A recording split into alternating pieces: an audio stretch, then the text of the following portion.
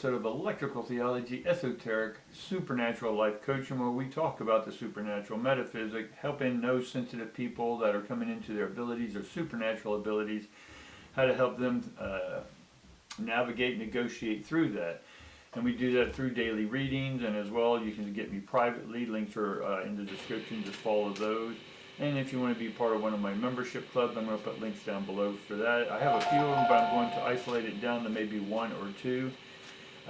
And I'll let you know more about that later. But right now, let's get on with the reading. All right? Today is Tuesday. So immediately we get storm warnings, and that's going to be in the past. Then we get into the Sun card, which we just had that on Monday. And then we get happy family. So it looks like Tuesday is going to, Monday is sort of starting off rocky, or Tuesday morning starts off rocky, but then during the day we get really good energy, things get a little brighter, and then we really end up having the happy family. Right? I don't know which is the best way for y'all to see those cards. Alright, so yeah, it looks really good. We have some stormy stuff, but then the sun comes out. And then we have a good, happy outcome for that day. So let's get on with this reading. Yesterday we talked about love, confidence, being yourself, right?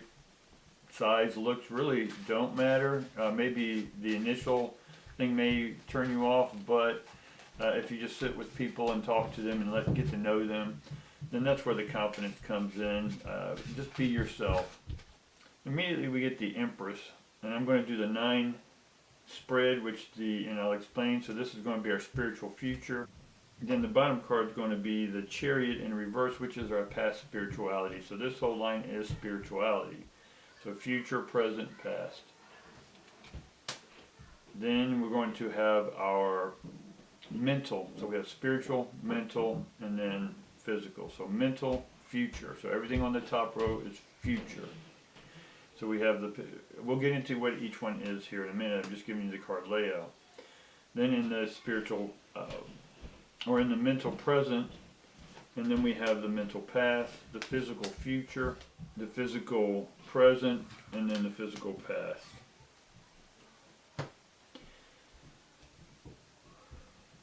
So we get the Empress upside down in the spiritual future. So right now in the future, we're sort of turned off or not opening up to our divine feminine self, right? For me, that is a receptor, receiver, receiving from the cosmos, receiving from other people. You're blocking the reception. And why are we blocking that reception is because you've gotten yourself all tied up, right? In your own fears. Right, so that's in the, again, spiritual present. Right now you have these spiritual fears. You're wrapped up in your own thoughts, right? Your own guilt. And then we have the Chariot, because why are we feeling that way presently? Because your thoughts in the past, again, the past could be 2 minutes ago or 20 years ago, right? Whatever you perceive that to be. But it's because your life's not moving. This is a Chariot and it's in the reverse. So in the past, things didn't move out, so... And moving out is that maybe, again, because this is the love week, I'm going to give some Valentine readings, some love readings. And so in the past you were all tied up with this relationship. And then because of that, you have sort of closed yourself off to receiving, your next mate, your partner, your twin flame, whatever this is, however you need to label it. Right, but it's a partner, someone you want to spend time with, right, or a group or community. So keep in mind that this is all spirituality, right? So spiritually, we don't feel that our intuition, which is your own truth, right, has not been spoken or coming out. It wasn't heard, whatever that may be. And then because of that, you got yourself all tied up. Spiritually, you got confused. What does that mean? Is confused. You got fused with other people's stuff, or you just totally blocked everyone else's stuff out, which is great in one sense, but it's also about you receiving and listening to your own self, right? But you're not even listening to your own self spiritually, right? So your spiritual path is not, you don't know what it is because you're not open to receiving it. Why? Because our mental self, um, and we'll go again to the past, is that we have the high priestess here. Now the high priestess in our mental is sort of the same as the empress. And so the high priestess is about motivation. So mentally we weren't motivated to do anything. We didn't know how to be inspired.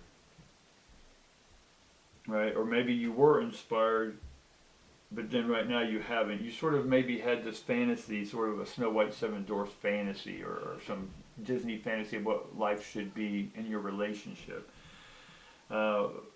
But the path that it took you on wasn't the path that you thought it was, right? It didn't turn out all like the movie said it would. And because of that, you haven't refined your own palette of what it is, what relationship means. And that's sort of the page, right? The page of wands. You haven't created your own idea of what a great relationship would be. And the way you find that out is then, what kind of relationship are you having with yourself right now? Is it a loving one, a joyous one, an exciting one, right? The empress or the high priestess. Are you motivated, inspired, right? Or is it the opposite, right? So then we go over here into the physical. So in the physical past, you're still wondering, you've accomplished some stuff. You did do well, and you're sort of gaining your independence, right? And because you're gaining your independence, you're just sitting back right now and going, okay, what's my direction? Not anyone else's, right? Not religion, not science, not medical, not anything, health, wealth, or love. What's your direction in life? Where are you headed? And the way you know where you're headed is where you are right now. Because right where you are right now is where you're going to end up at. That makes sense? So if you want something different, then change it now, right? I know it's easier said than done. But what that's going to do is you're going to have to get out of yourself, right? You gain your independence, but now that you have your independence, you want like-minded community around you, or partners, right? Because we're talking love this week.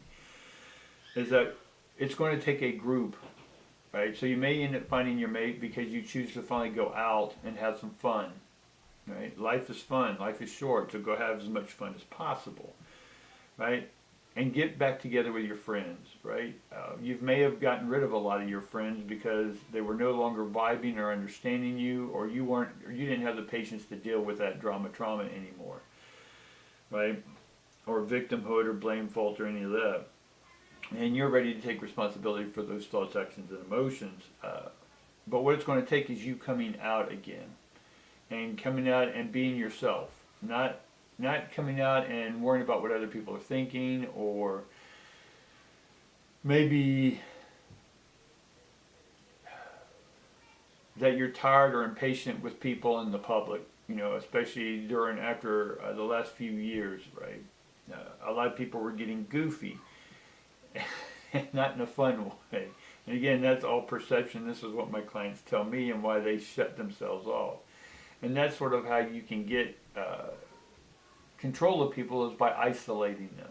And that was sort of the goal or the strategy of those in the powers that be, is to isolate you. But in the big cosmic sense, we needed to isolate ourselves, right, the hermit, and then get into our own mind and go, okay, who are we? What are we? Right? What's this life about? It's whatever you want it to be about.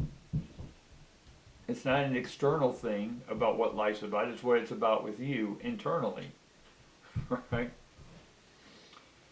And so, in one sense, life is not fated. Right? So with this new turn in life, right, it's about honing your skills. Right? It's about being your own inspiration. I do see someone coming into your life that is going to initiate or spark something in you. Now you already have the spark. They're just going to maybe activate the flame, right? They're going to come in with their own inspiration, their own, and that could come out in many different ways. So bringing in their flame can also be inflammation, right? It could be that someone inflames you, or how you put it that way, victimhood. But it's really that something inside you is trying to catch fire, If you want to define the fire, anyone can define the fire as great or bad. I can burn you with it, or I can light your way in the dark, right? But it's the fire that's got to get sparked inside of you. And when you get that energy sparked inside of you, then you start honing your craft. You're honing your skills, right, of who it is and what your purpose is or what your destination is, right, Wheel of Fortune.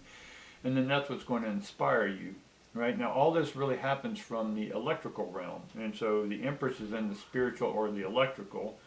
Then there's the chemical, then the mechanical for me, right? Or we looked at them as spiritual, mental, physical.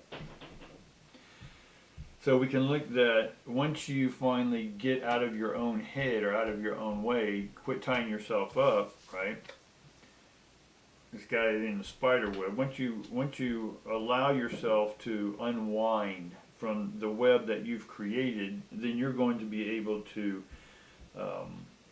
not only inspire yourself, but inspire others, which gives you your path and your destination or your fate. Right, which is going to bring in more community or more people around you, and I see that there's going to be a bunch of people living together, right? Not as a commune necessarily, but just like-minded people just enjoying the same thing, right? There are going to be some out there that are going to jive with you, that are going to excite you, that are going to have you thinking about the possibilities together, all right? And then that's where we are right now, basically, is we're staring into what our next community is going to be, or our next relationship is going to be. And because, in one sense, it's not fated, we've done our twin flames and past relationships, but now we're opening ourselves. We're taking a new turn. This is the Wheel of Fortune. We're taking a new turn. And bringing that Empress energy, bringing that divine sexuality, the sensuality into our relationships that we sort of became miscued about in the fantasies of Snow White, Seven Dwarfs, or any of these prince stories, right? You're the hero of your own journey. You're the hero of your own love, right? And when you're ready to love yourself, then you'll be ready to love other people. Right, and then other people will be ready to love you. All right, guys, that's all I got for you today. Appreciate you chiming in, liking, subscribing.